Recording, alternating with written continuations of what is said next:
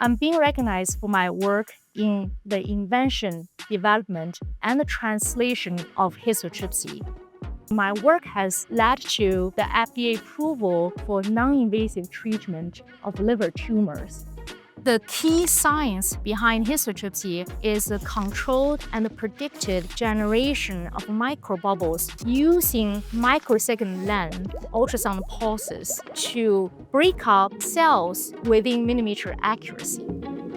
We show using histotripsy can not only result in local tumor regression, but also treat metastasis towards a cure for cancer.